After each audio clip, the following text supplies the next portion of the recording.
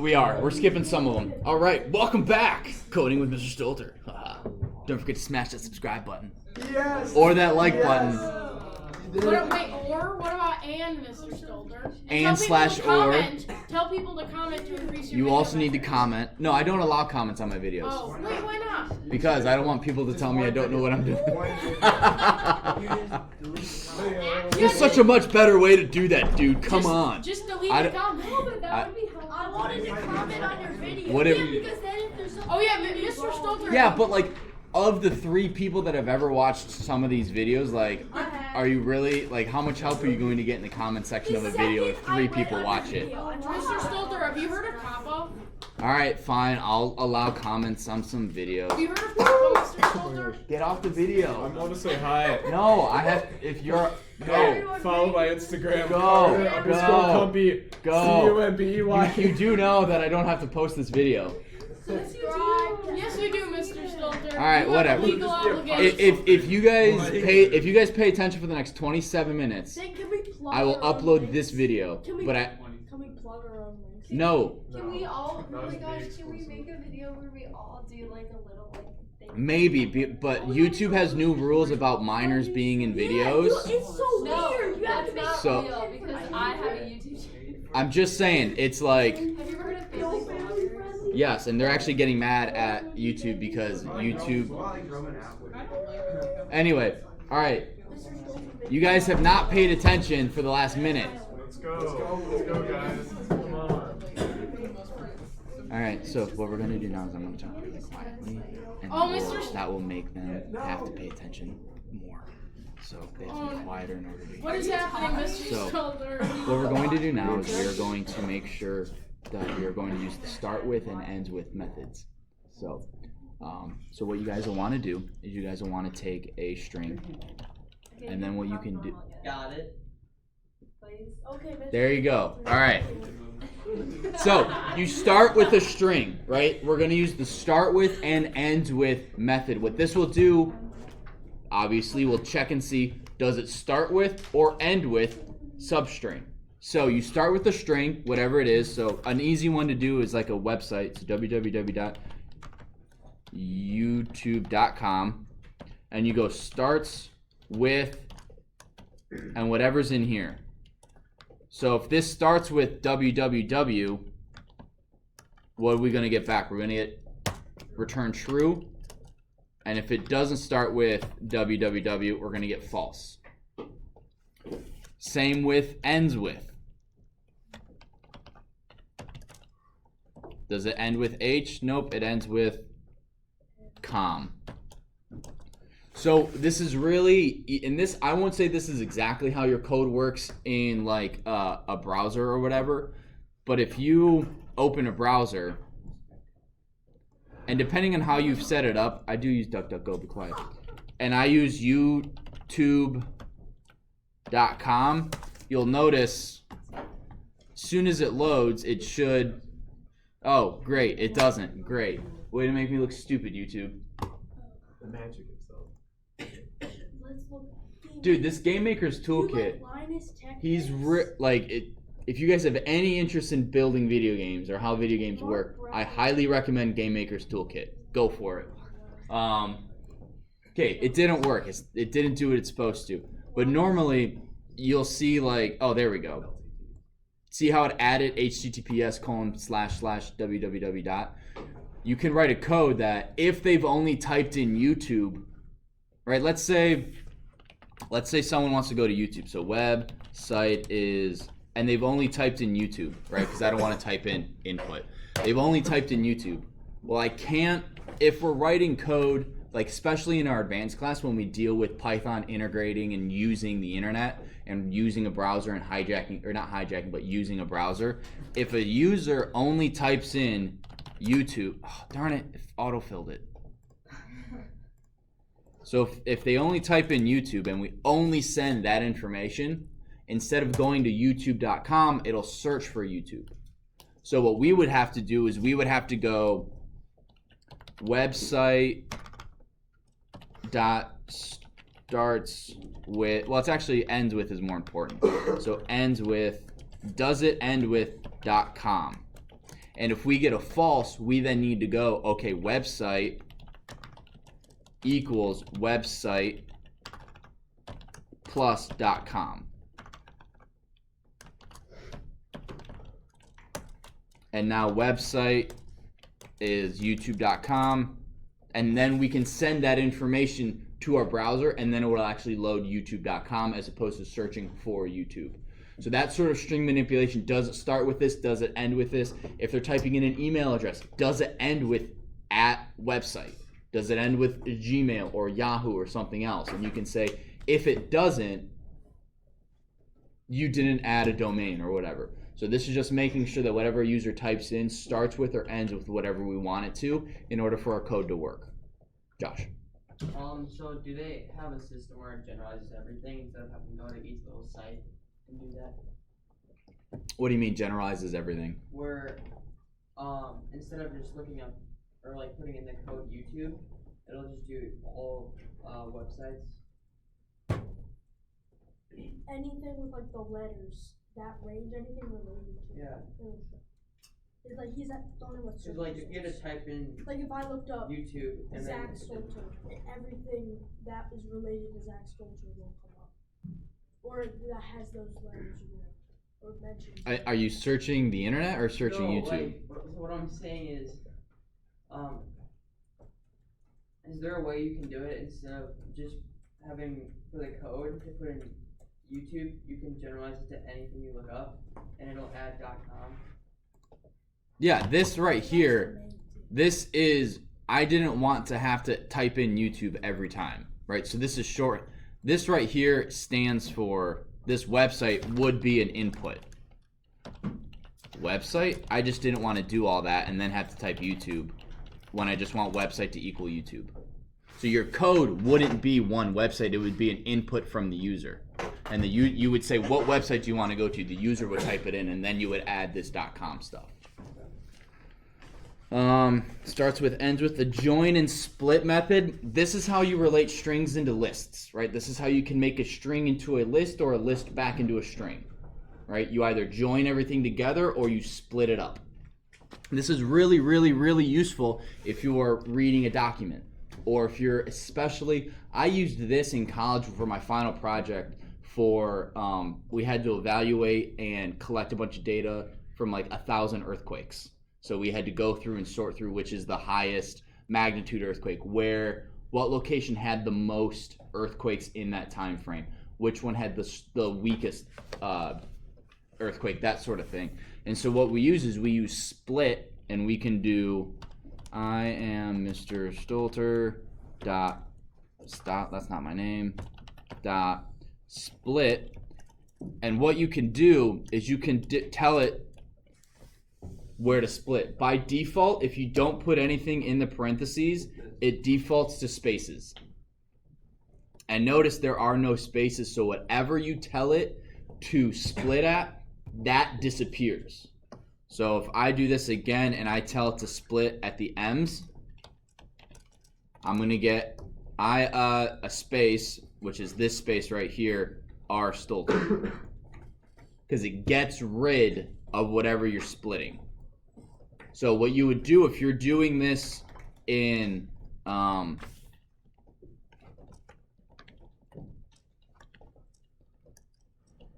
split \T. So I did a tab for each one of these, and tabs is basically how you differentiate. In an Excel document, each cell is separated by a tab. So if you want an individual, so if you want a line, right? So if you have a row of information, each one of those is separated by a tab. So you would use split, you would use this command right here. So you'd have like row.split \T, and what that will do is that will split up the row into a list, and then you can use that. Does that make sense? How you use split? Any questions on how to use split? Why would we use split? Yes. So kind of like when you like say something, or like you just like say to like split this like letter, it'll like take it away basically. Yep. Whatever we use to differentiate, to split it up, that disappears. And then what does the backslash do? \T, that's a tab. Just tab, Yeah, that is the coding language for when I hit the tab button. And then join is the opposite. So if I have a list and I want to make it into a string, I just do the first thing we use dot join, and I actually don't have a list ready. So we're gonna go list of A, B, C, D, E, F, G.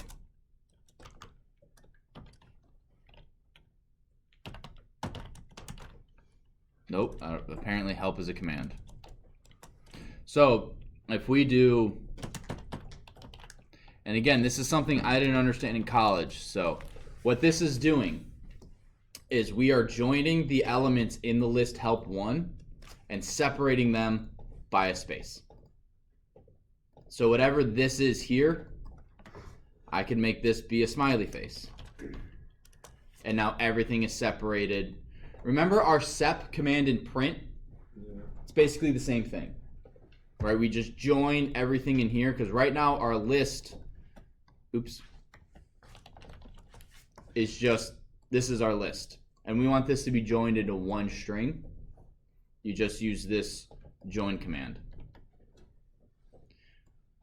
When would I use that? That's a great question. Depends on what you're doing. Like if you have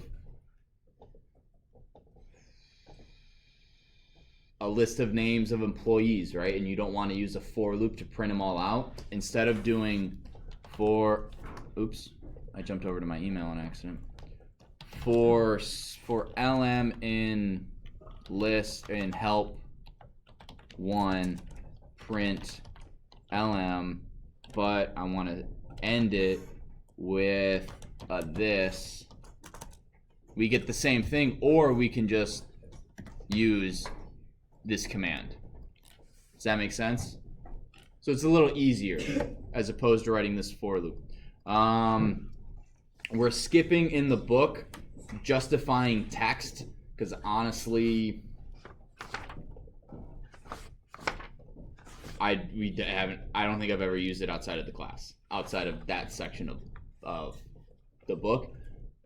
What's so funny, Matthew?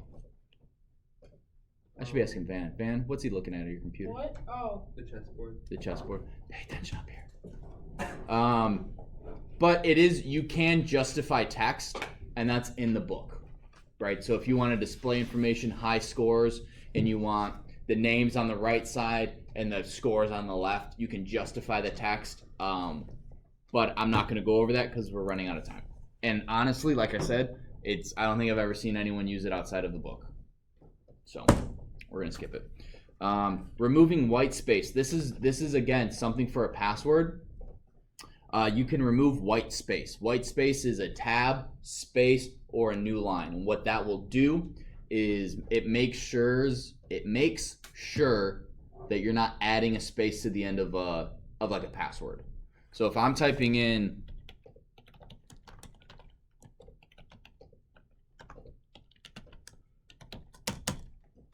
right, my password contains 3 spaces. I really don't want that. So what we can do is we can do pass.strip, and notice it gets rid of all the white spaces on both sides. You can do, yes, Van. Does it get rid of white space in the middle? Nope.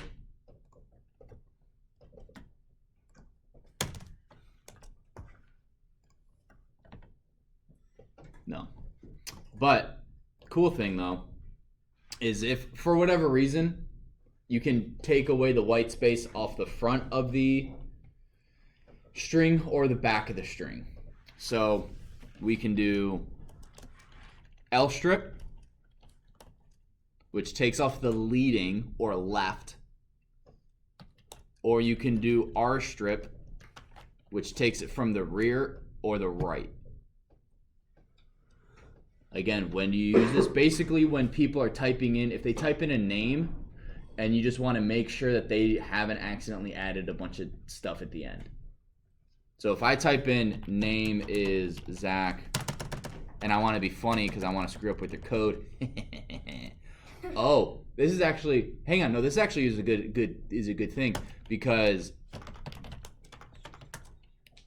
what if my code isn't meant to deal with 16 spaces at the end of it, right? Because there is something called buffer overflow in hacking, which is where you have a value online, like in a website, and you overflow it by putting in either code or it's asking for a 16 character number or a 16 character name, and you put 10,000, you copy and paste 10,000 things into it, and it crashes it or breaks it or something like that. So one of the things we need to do, and there's actually a video I forgot that I was studying for one of my certifications, and they had a video talking about securing your code and writing good code, and it was a really good video, and it's 12 minutes long, and we don't really have time because I have to finish the book, but maybe we'll watch it tomorrow. It just talks about making sure you write good code and why you want to do it. So this white space, getting rid of the white space is actually it's a really good idea, especially if you're doing like an account creation or password creation, is you want to make sure that whatever they type in,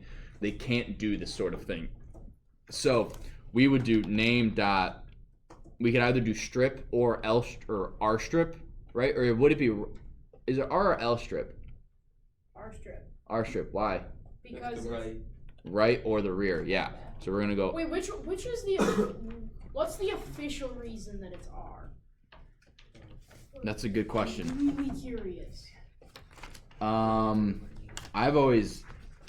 think it's right or left. From the left side, right side, or both sides of the string. So it's left or right. So R strip.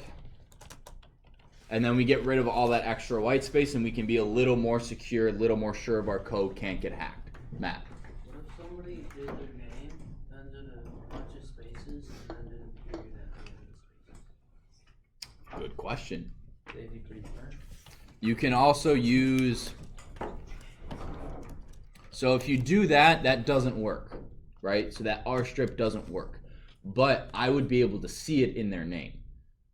So in testing, or you could say, if in name print, please enter a name without a period.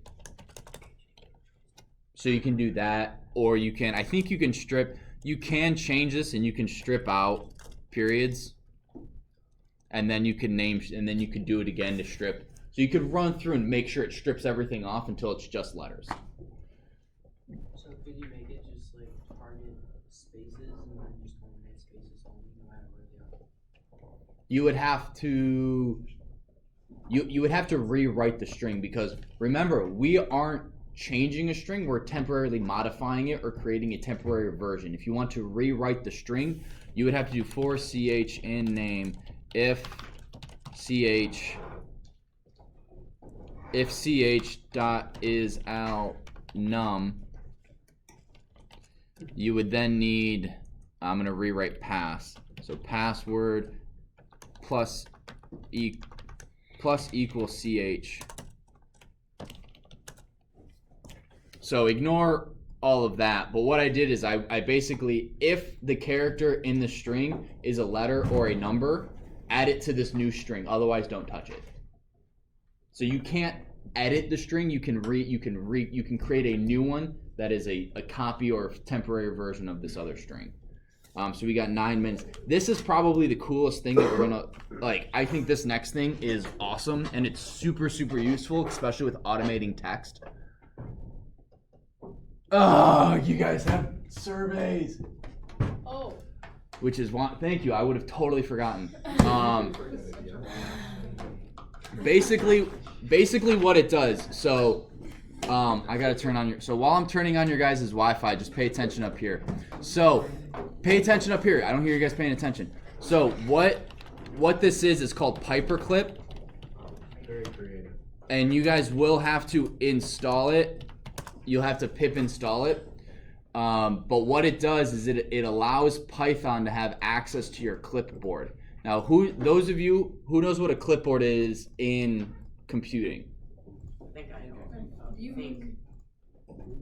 So a clipboard is basically anything you copy and paste.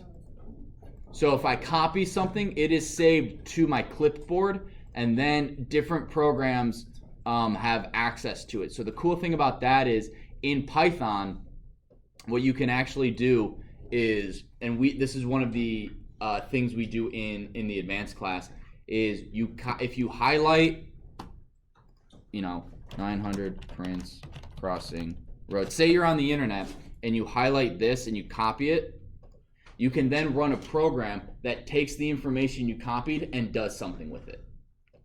So it's pretty cool. Van. Can you put like multiple things in the clipboard? Yes, no, maybe, like, not really. It's the thing you've copied the latest thing you've copied. So again, you guys have to do that with the internet. You have to pip install it. We'll go over that tomorrow, hopefully. I'm gonna step into my office so that you guys don't feel like pressure from me to make sure you guys are giving me a good score, although I can't see your screen, so. But regardless, that's just what I'm gonna do. If you guys have questions or whatever, I'll be right there. Don't forget to smash that subscribe button.